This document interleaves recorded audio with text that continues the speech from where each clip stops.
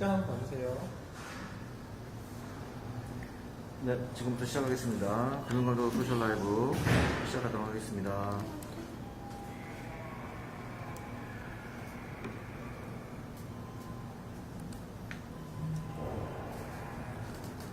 네, 금융감독원 소셜 라이브 now. 네, 안녕하세요. 금융감독원 홍보팀 김민지입니다. 여동주사님입니다. 네, 지금 접속하신 분들을 볼까요? 어디 보자. 네, 이재열님 안녕하세요. 권태영님도 오셨고요. 이현재님, 최용희님, 이한승님 모두 반갑습니다. 송시님도 오셨고요. 아, 이현재님, 노동주 조세영님 잘생기셨어요. 감사합니다. 네, 저희가 지금 이 금융감독원 로비를 배경으로 인사를 드리고 있는데요. 오늘 특별하게 내 통장을 부탁해 특집입니다. 여러분 지금 출석 체크 많이 해주시고요. 좋아요, 공유 눌러주셔서 다른 패친도 함께 보실 수 있게 지금 바로 좋아요 눌러주세요. 예, 오늘도 시청자 퀴즈를 드릴 예정인데요. 먼저 방송을 지금 공유를 해주시고요. 퀴즈 정답을 댓글로 남겨주시면 정답자 분들 중에 추첨을 통해서 저희가 별다방 상품권을 보내드리도록 하겠습니다. 네. 아, 그나저나 제가 항상 궁금한 게 있었는데요. 친구들을 보니까 월급날이 다 다른 것 같더라고요. 어떤 친구는 뭐 15일이다, 25일이다, 10일이다 다르던데 저희 회사는 20일이죠. 예, 저희 금융감독원 월급일이 이제 20일이어서요. 오늘 이제 오후에 월급 명세서가 아마 나올 거예요. 근데 뭐 월급 명세서가 나와도 이제 그렇게 기쁘지가 않습니다. 왜냐면 뭐 어차피 제 통장에 스치듯이 지나갈 거거든요. 잠시 머물러 있다가 나갈 것 같습니다. 네. 근데 아낀다고 아꼈는데 도대체 돈이 다 어디로 간 건지 모르겠어요. 네, 그래서 오늘 효과적인 지출관리법, 내 통장을 부탁해를 네. 준비했는데요. 여러분들도 월급관리, 지출관리 혹은 금융생활에 궁금증 있으시면 지금 댓글로 남겨주시기 바랍니다. 오늘 금융감독원 최고의 금융자문 전문가 유현미 CFP님과 함께하겠습니다. 안녕하세요. 안녕하세요. 안녕하세요. 유현미 CFP입니다. 네, 지금 바로 금융생활에 궁금증 댓글로 남겨주시고요. 또 예. 오늘 고민 있으시죠? 아, 여러 가지. 제 고민이 곧 여러분의 고민일 것 같습니다. 예, 뭐 여러분들 이제 지출 관리할 때 이런 궁금한 점들 저희가 이제 CFP님께 이제 여쭤볼 예정이고요. 오늘 이제 또 국제 공인 재무 설계사를 모시고 여러분과 함께하는 이 해자로운 시간. 여러분 여기 질문 많이 남겨주셔야 돼요. 여기 지금 보시면은 명세서가 나온 날이었거든요. 커플룩 패션인가요? 저희 옷 색깔이 좀 우연히 좀 맞았네요. 네, 네. 아무튼 여기 저희 오늘 지출관리법에 대해서 궁금하신 점 그 CFP님께서 설명해 주실 테니까요. 댓글 많이 남겨주시기 바랍니다. 네, 안 그래도 우리 여선임님이 아까 통장이 되어간다. 왜 월급은 그냥 스쳐 지나갈까? 이런 궁금증 고민 주셨어요. 네. 우리가 소비를 하면서 자신이 과소비를 하고 있다고 생각하는 사람은 거의 없는 것 같아요. 지출을 할 때는 그 당시에 필요한 돈을 꼭 필요한 시기에 사용하고 있다라고도 생각하죠. 맞죠? 여러분들 뭐 티끌모아 태산이란 말 잘 아시죠? 이게 저축을 할 때만 사용되는 말은 아닌 것 같습니다. 지출도 마찬가지죠. 대부분 우리들 소득은 정해져 있잖아요. 그런데 지출은 얼마나 써야 될지 예산을 세워 사용하지 않다 보니까 사용할 돈에 대해서만 생각하고 그 사용할 때 조금씩 아껴볼까? 뭐 이런 생각들만 잠시 하다 마는 거죠. 그래서 지출 관리가 어려운 여러분께 제가 지출의 4가지 원칙을 알려드리려고 합니다. 네, 지출 관리의 서원칙. 네. 첫째, 내 소득을 인정하고 소득에 맞는 지출 예산을 세운다. 둘째, 연간 비정기적인 지출 예산을 확인하고 예산을 실행한다. 셋째, 월 지출 항목을 구분하여 예산을 세운다. 넷째, 통장을 나누어 사용한다입니다. 네, 그럼 하나씩 살펴보겠습니다. 먼저 첫 번째 원칙, 내 소득을 인정하고 내 소득에 맞는 지출 예산을 세운다입니다. 예, 내 소득을 인정하는 게 생각보다 쉽지 않습니다. 하지만 내 소득을 냉정하게 인정하고 그 범위 내에서 지출을 하겠다고 마음을 꼭 먹고 지출 예산을 세워봐야 합니다. 소득 이상의 씀씀이라고 하는 것은 절대 용인하면 안 되죠. 소득보다 많은 지출은 빚으로 가는 지름길이라는 걸 우리 너무나 잘 알죠? 이재열님께서도 지금 지출 예산을 세우는 게 가장 중요한 것 같다고 이렇게 또 말씀을 해주셨네요. 저희 두 번째 원칙은 연간 비정기적인 지출을 확인하고 예산을 세운다입니다. 네, 우리가 지출을 하다 보면 이상하게 매월 일정한 지출이 나가지가 않아요. 들쭉날쭉하죠. 특별한 행사나 지출이 있을 경우에 지출이 커져서 갑자기 당황하게 되거나 늘어난 카드 대금 때문에 고민해 보신 적들 있죠? 이 들쭉날쭉한 지출의 범인이 바로 연간 비정기적인 지출입니다. 매월 발생되지는 않지만 반드시 사용해야 되는 비용들인데요. 뭐 명절 비용, 가족기념일, 자동차 보험, 세금, 휴가비, 의료비, 경조사비 이런 것들이 생각보다 연간에 많은 비용들이 지출되는데 이런 비용에 대해서 예산을 세워 사용하지 않고 사용하다 보면 추가로 늘어나는 지출이 많아지게 돼요.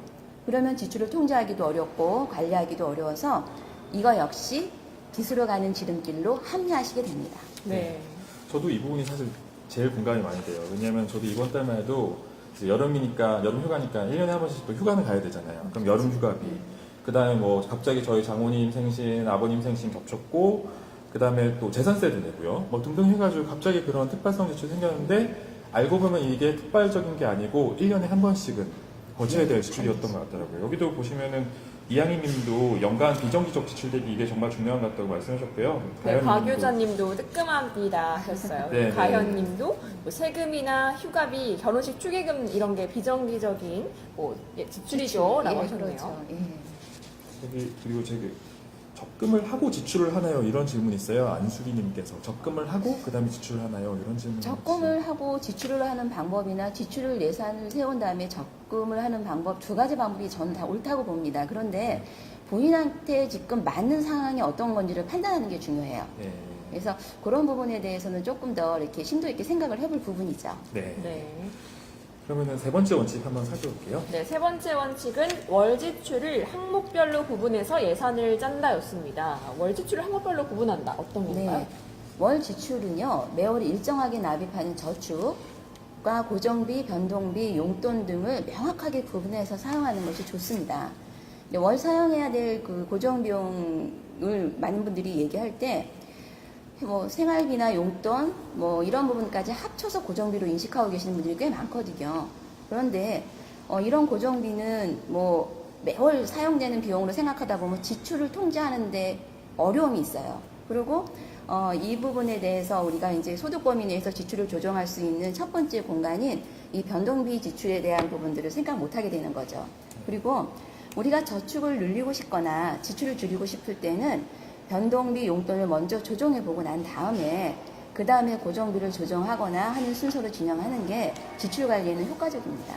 그러니까 저희가 뭐 이번 달에 얼마를 아껴야지 이렇게 얘기를 하면서 내 용돈은 뭐 50만 원 이런 식으로 딱 그렇죠. 고정을 해놓으면은 사실 그게 변동비인데 저희가 고정비처럼 인식을 하고 있는 거네요.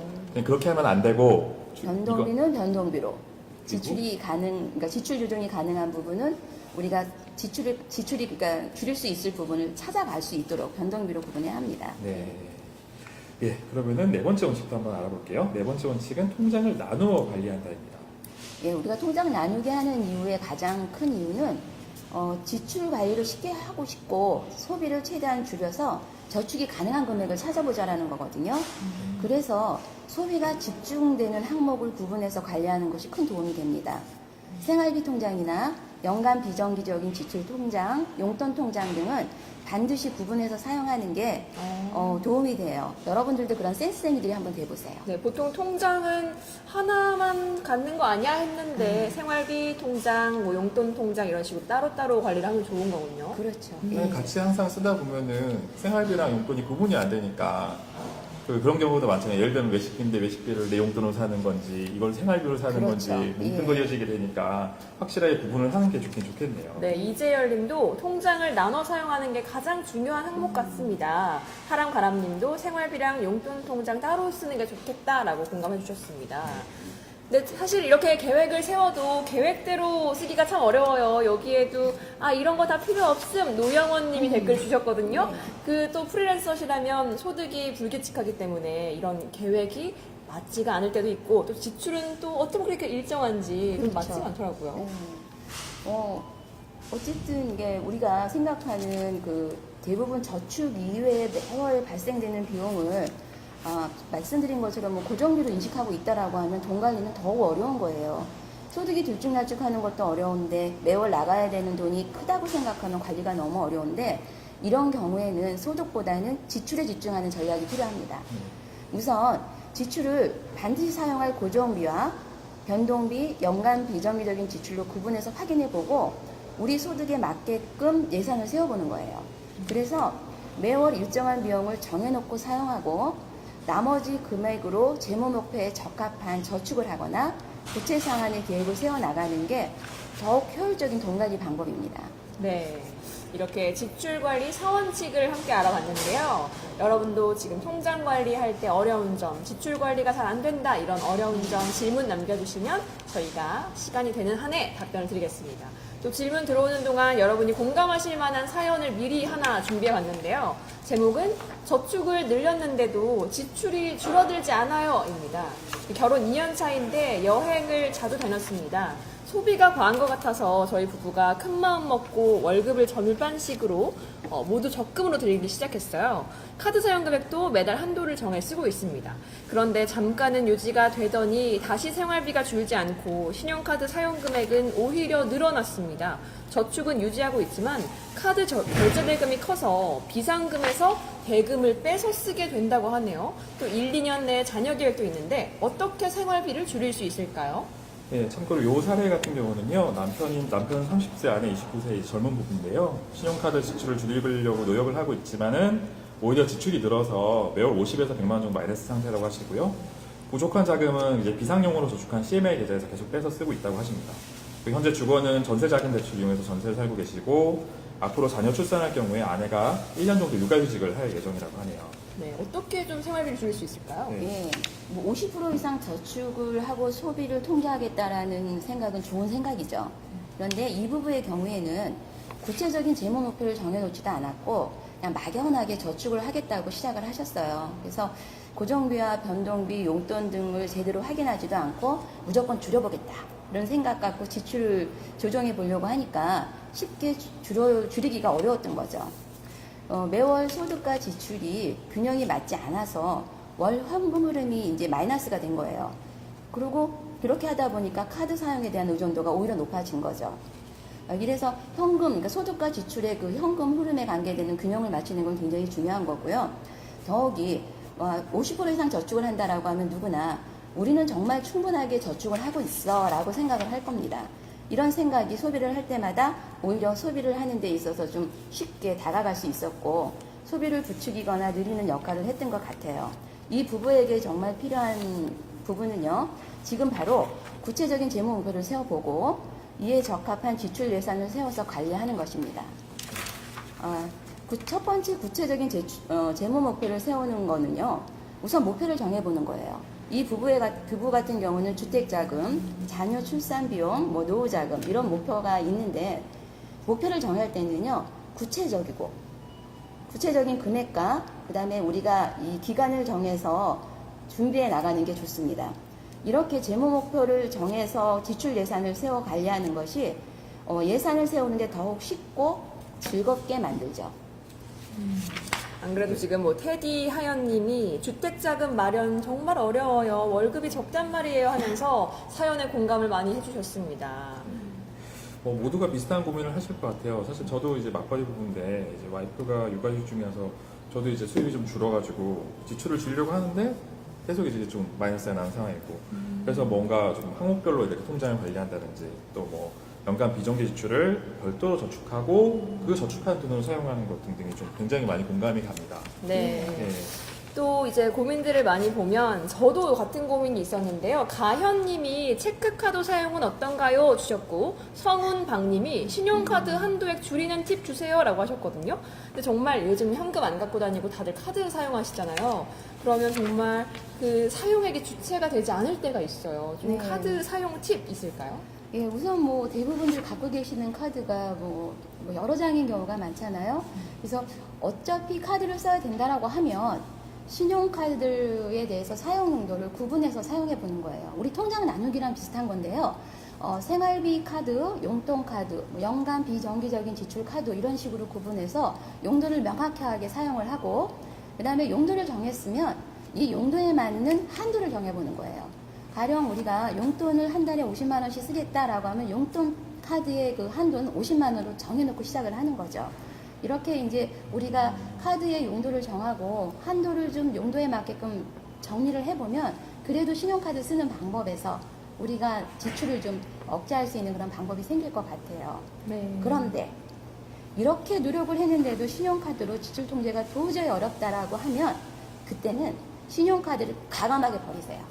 해지하라는 말씀이시죠? 네, 맞습니다. 뭐 체크카드 사용도 괜찮고요. 현금 사용으로 우리가 우선 돈 쓰는 습관을 익혀보는 거예요. 돈 쓰는 습관을 충분히 익히고 난 다음에 신용카드를 사용해도 절대 늦지 않습니다. 네, 김나경 님도 지금 계획을 세우는 건 쉬운데 지키기가 너무 어려워요 라고 하셨거든요. 저도 같은 고민이라서 신용카드를 과감히 없애고 체크카드로 바꿨습니다. 그리고 하루하루에 쓸 돈만 체크카드에 넣어놓고 이제 외출을 하는데, 근데 아쉬운 점이 카드 포인트나 무이자 할부, 뭐 제휴 할인 같은 걸 못 누리는 게 아닌가 하는 걱정이 좀 되더라고요. 맞아요. 많은 신용카드 사용하시는 분들이 신용카드에서 주는 어떤 할인 혜택이나 포인트, 또 더욱이 무이자 할부, 뭐 이런 혜택들이 사실 굉장히 버리기 힘든 신용카드의 힘이죠. 네. 하지만 이 신용카드가 우리가 통제하지 못한 상황에서 쓴다라고 하면 소비를 부추기는 가장 큰 주범이 됩니다.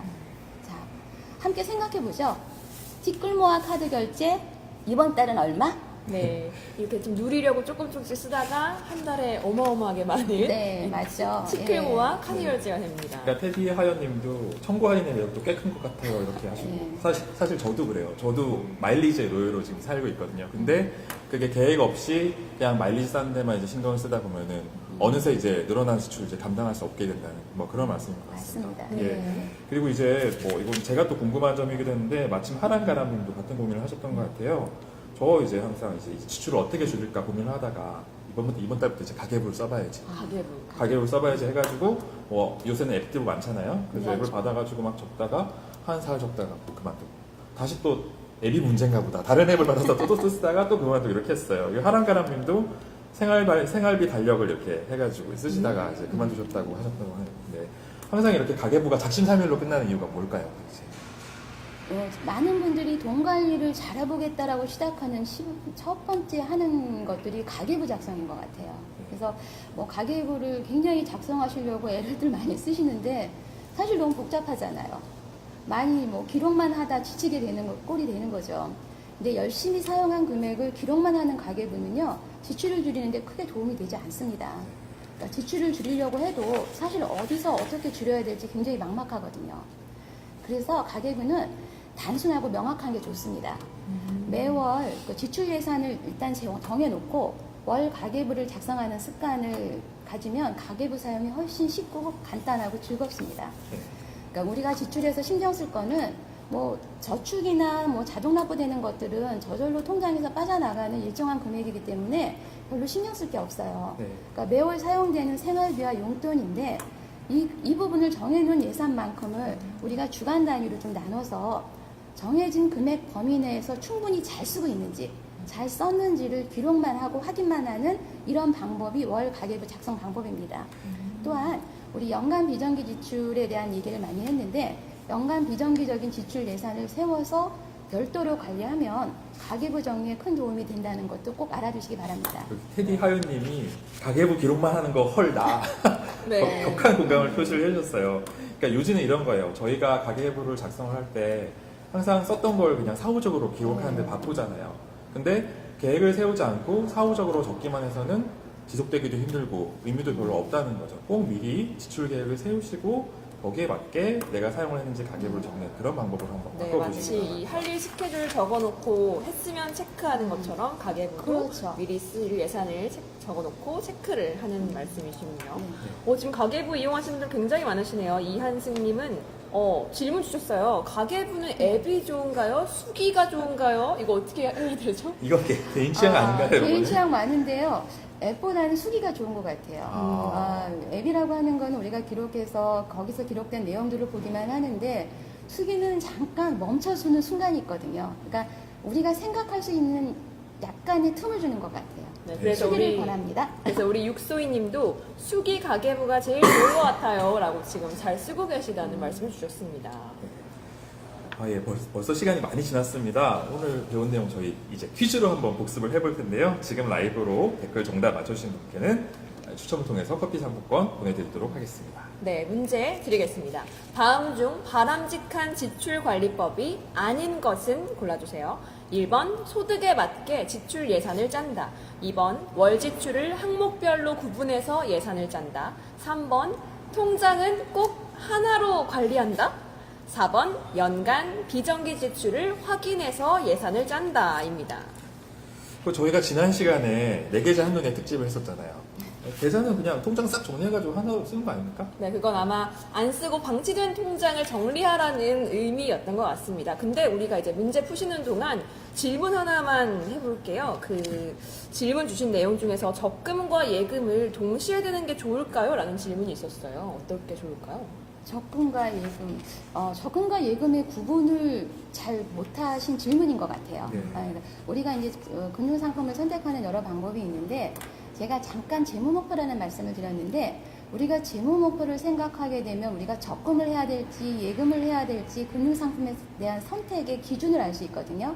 그래서 그런 기반하에 선택해야 될 것 같아요. 네, 김민주주님 답변 해주길 바랍니다. 안수리님께서도 그 대출과 적금의 우선순위 같은 거 결정이 항상 고민이라고 하셨는데요. 대출을 먼저 갚는 게 나을지, 그러니까 그런 생각을 하기가 쉽잖아요. 이자 비용이 자꾸 나가는데 이 대출을 냅두고 또 따로 적금을 드는 게 과연 맞는 거지, 이런 고민을 하시는 분들이 많은 것 같아요. 예, 그런 고민이 제일 많죠. 어렵죠. 그런데 여기에도 재무목표라는 말이 들어갑니다. 예를 들어서 우리가 상환해야 될 부채를 갚는 것도 중요하지만 1, 2년 후에 결혼을 할 분이 학자금 대출이 있다고 해서 이거를 먼저 우선 갚아버리면 결혼자금이 구성되지 않을 수 있고, 오히려 결혼자금을 마련하는 데 있어서 학자금 대출보다 더 높은 금리의 대출을 사용할 수 있는 경우도 있거든요. 그래서 그런 것들을 정말 구체적으로 한번 확인해보고 어느 정도 부채를 상환하고 어느 정도 저축을 해야 우리가 원하는 걸 갈 수 있을지를 한번 생각해보는 게 중요하죠. 자, 그럼 이제 퀴즈 정답을 알아볼까요? 바람직한 지출 관리 방법이 아닌 것은 여러분들 다 아시죠? 3번입니다. 통장은 하나로 몰아서 관리하는 게 아니고 용도별로 꼭 구분해서 현명하게 관리하시기 바랍니다. 네, 지금 보시면은 성훈박님 3번, 추미아님 3번, 유정희님 3번, 김태진님 3번 불러주셨고요. 네, 많은 분들이 다 3번 맞춰주셨네요. 네, 나경님도 방송을 잘 들으셨다면 너무 쉽게 맞출 수 있는 문제네요 라고 알려주셨어요. 네. 자, 여러분 이제 금융감독원의 우리 선생님 같은 전문가에게 재무상담이나 노후 재무설계도 받을 수 있는데 어디서 받아야 되는지 궁금하다 이런 분들 굉장히 많아요. 지금 어디서 선생님 만날 수 있나요? 네, 저를 만나시려면 금융감독원의 무료 금융자문 서비스를 활용해 보세요. 금융감독원 1층 민원센터로 직접 방문을 하셔서 상담을 진행하셔도 좋고요. 전화상담 1332 통화하시고 내선 7번을 누르시면 상담이 가능합니다. 또한 온라인을 통해서 누구나 편리하게 여러분의 재무 고민을 상담받을 수 있습니다. 부채관리, 노후준비, 사회초년생의 돈관리 등 종합적인 재무 계획을 수립할 수 있도록 돕는 재무상담 서비스입니다. 여러분, 무료입니다. 무료. 공짜니까요. 재무 고민 주저하지 마시고 지금 바로 상담을 신청해 보시기 바랍니다. 네, 태주님도 선생님 만나고 싶습니다 라고 하셨네요. 네, 만나러 오세요. 네, 오늘 이렇게 금융감독원 로비를 배경으로 인사를 드렸습니다. 내 통장을 부탁해 특집이었는데요. 더 많은 패친 여러분이 함께 할 수 있도록 지금 저희 영상 공유, 좋아요 눌러주시고, 그리고 저희 페이스북 페이지 좋아요를 눌러주시면 저희가 언제든 쉽게 찾아갈 수 있으니까요. 지금 바로 좋아요 눌러주세요. 저희는 9월의 첫째 주 금요일 9월 7일 1시 32분에 다시 뵙도록 하겠습니다. 오늘도 감사합니다. 감사합니다.